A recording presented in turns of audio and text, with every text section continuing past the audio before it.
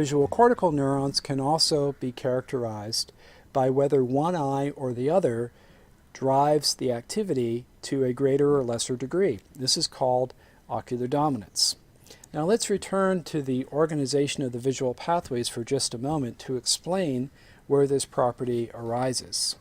So as the two retinas send their axons into the optic tract, representing the same side of the visual world, it might be quite natural to assume that that information is combined in the lateral geniculate nucleus, but it's not. The lateral geniculate nucleus is a layered structure, and alternating layers of the lateral geniculate nucleus receive input from one retina or the other.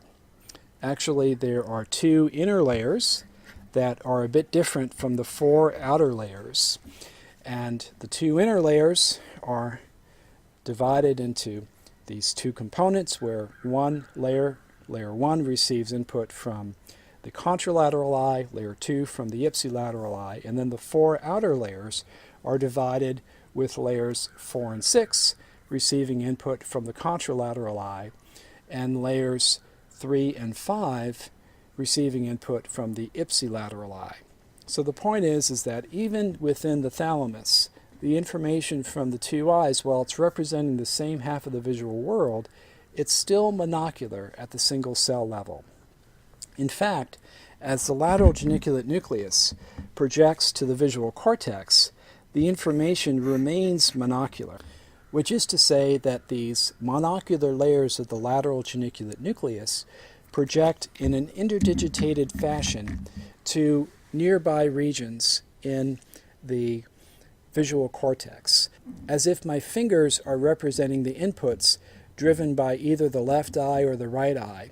And you can see that my fingers of my left and right hands are interdigitating as this thalamic input reaches layer 4 of the visual cortex. This establishes a set of columns that we can see both physiologically and anatomically, and we call them ocular dominance columns. So the input layer to the cortex, layer 4, remains monocular. It's only in the upper layers of cortex, as layer 4 projects to the circuitry above layer 4, layers 2 and 3, does information from the two eyes begin to get mixed for the first time. And that mixing of input from the two eyes is quite important because this makes possible the phenomenon of stereopsis. And stereopsis is that component of binocular vision that requires two eyes seeing slightly different views of the same object. And this is a perspective of depth that is possible for objects that are near, within about a meter or so, is where it works best. And beyond that distance or so, the lines of sight become increasingly parallel and therefore increasingly similar. But for objects that are within about arm's length, this dimension of depth is really quite rich, as it's elaborated by convergence of these two monocular channels in the upper layers of the visual cortex. So here's how this works. Imagine that we are fixating with our two eyes on a particular location in space, and all objects that are closer to us than that fixation point are going to be seen by what we call non-corresponding regions of the retinas. That is, there are points on the retina that don't project to the same point in the thalamus.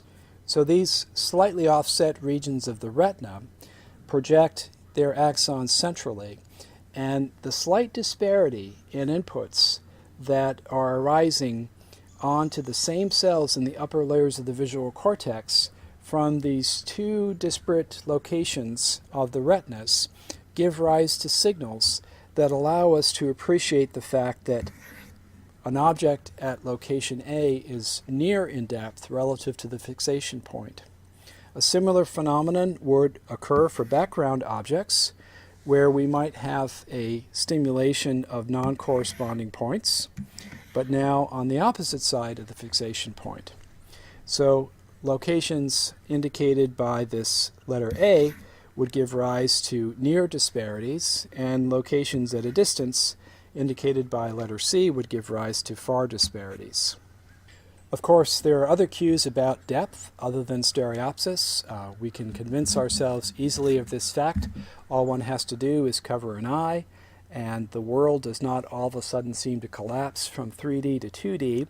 As we move our head around, we can see the movement of foreground objects relative to background objects, and that gives us important information about depth.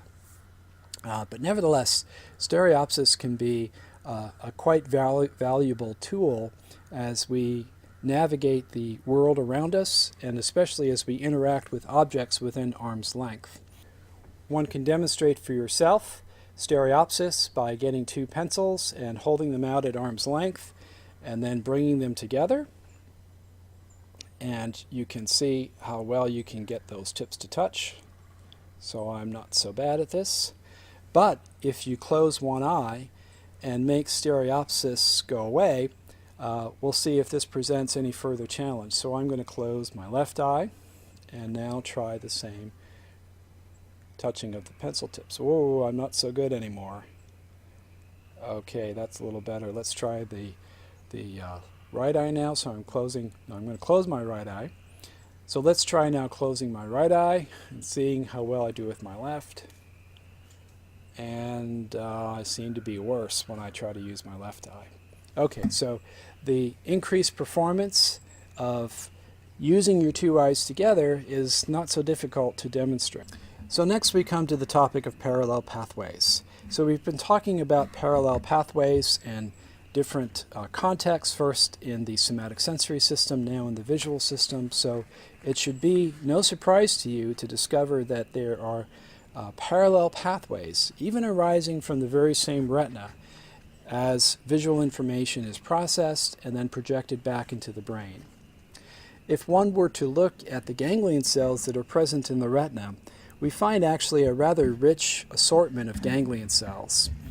They can be characterized in different ways by size, by morphology, and as investigators over the years have done so, we've adopted a nomenclature for different types of ganglion cells in different species, and here's the nomenclature that is used in the primate retina.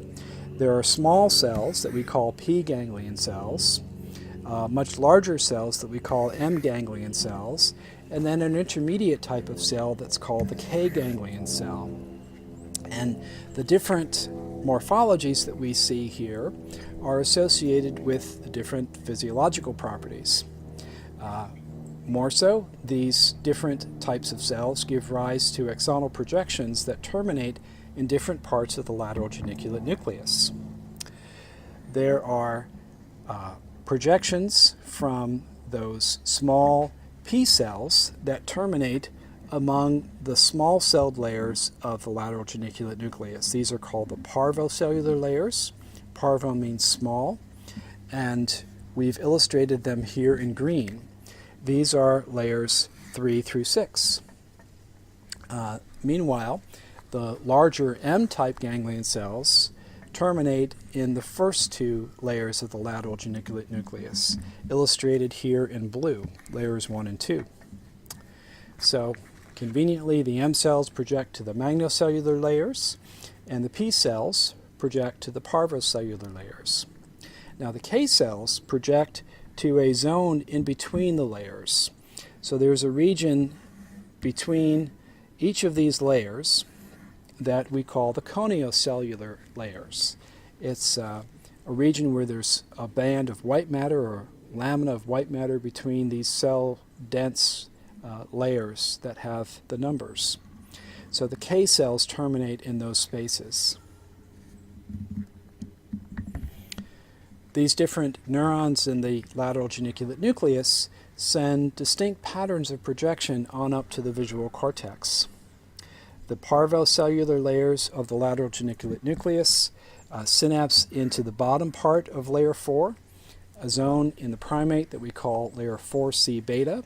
The magnocellular layers from the anterior part of the lateral geniculate nucleus send their axons into layer 4C alpha, right on top of the input derived from those parvocellular neurons. The coniocellular cells of the lateral geniculate nucleus do something just a bit odd. They don't project to layer 4 at all. Rather, they send their axons up into layer 3, where they synapse in the zones that are rich in oxidative metabolism. And you may have heard about them if you're more familiar with visual cortical anatomy or physiology. They're called blobs, literally blobs of high enzymatic activity for oxidative metabolism. So this is an example of parallel processing.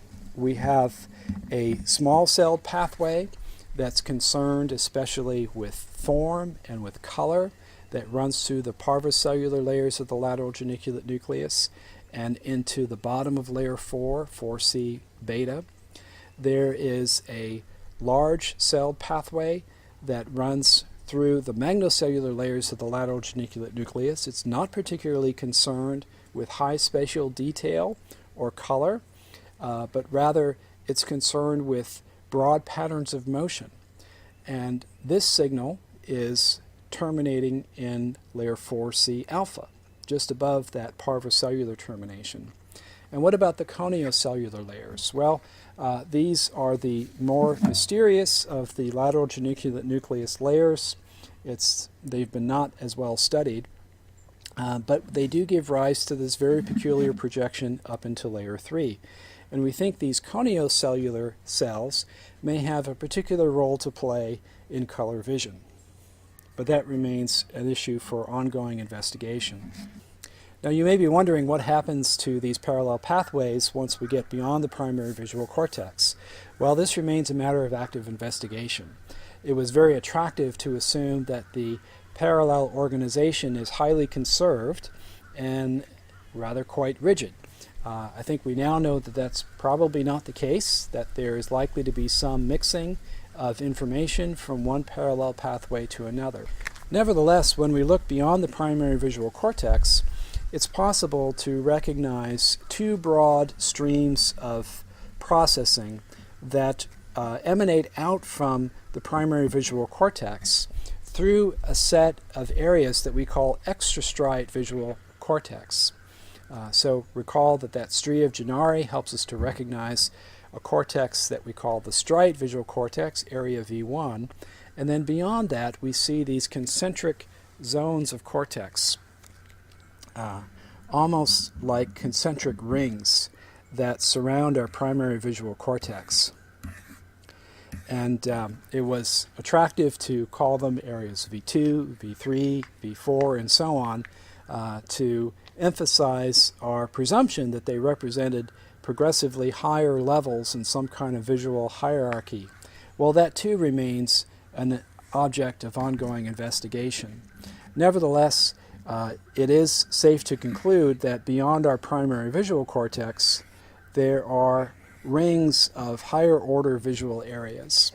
Now what we're looking at here on the right is a cortical representation as if it were possible to peel off the cerebral hemisphere, flatten out the cortex, and then map out these visual areas.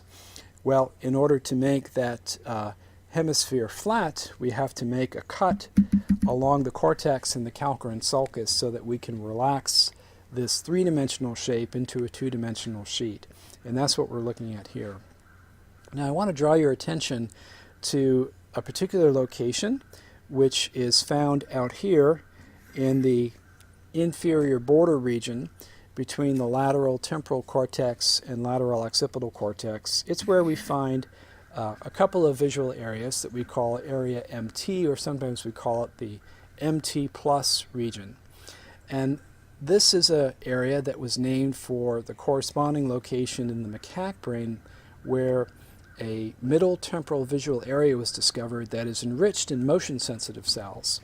So this region, area MT, which is roughly in this position in the human brain, likewise seems to be especially enriched in motion-sensitive cells. And in fact, it's from the circuitry here in this area MT plus that we derive our notion of motion. As our chairman of neurobiology here at Duke University likes to say. So this is a higher order visual area that represents the kind of specialization that we encounter as we get further away from our primary visual cortex. From this area MT, these motion signals seem to inform a spatial analysis of the visual world that is happening in the parietal cortex. So we can think about this parietal area as addressing the question, where am I looking? Or where are the objects that I'm looking at that happen to be in motion? So this dorsal parietal stream, as we sometimes call it, is about mapping the world, achieving a spatial analysis of motion patterns. It's not particularly concerned with detail, with form, with color, with the recognition of faces or the identity of objects that we happen to be observing. Those kinds of functions happen along a ventral processing stream that emanates from the primary visual cortex through its near higher order areas and then out into the inferior temporal lobe. So this processing stream addresses the question, what am I looking at? So we have our where and our what pathways. Where going dorsally through the parietal lobe, and then what running ventrally through the temporal lobe. Now you can imagine with this functional dichotomy that people can have brain injuries in the parietal pathway or the temporal pathway and have deficits in one domain of visual function or another. And that is exactly what is seen. People can have injury that result from, let's say, stroke or tumor or trauma that affects this where pathway, and consequently there may be deficits in understanding spatial relations in the world around us, or perhaps very particular deficits in building a notion of motion. On the other hand, there may be strokes or other kinds of brain lesions affecting the what pathway in the inferior part of the temporal lobe. Those kinds of deficits can be quite particular, affecting our ability to answer this question, what am I looking at? Or in human relations, who am I looking at? There's a particular region of this posterior occipital temporal gyrus in an area that's sometimes called the fusiform gyrus, where when damaged leads to a deficit in the ability of people to recognize faces. It's called prosopagnosia, which means face blindness, or not knowing the identity of human faces. People with such injuries will have problems recognizing the faces of even loved ones, even their spouse or their near family members. So it's really quite a tragic situation for those individuals, and you can imagine how devastating that must be to their social relations. Now, thankfully, we acquire other cues besides the visual that assist in recognition, and these individuals get along reasonably well using these alternative cues. Nevertheless, they remain impaired in their ability to understand and recognize the visual features that we associate with the human face. Now, it's important to emphasize that these people, they're actually not blind. What they fail to do is take the structure of the visual image that is reflected off of the human face and interpret that in terms of the identity. Nearby regions of this ventral or inferior visual pathway likewise seem to represent other kinds of objects that we encounter in our world, perhaps inanimate objects. So one might be able to see, but not be able to recognize. Well, this concludes this tutorial and this tour of visual processing.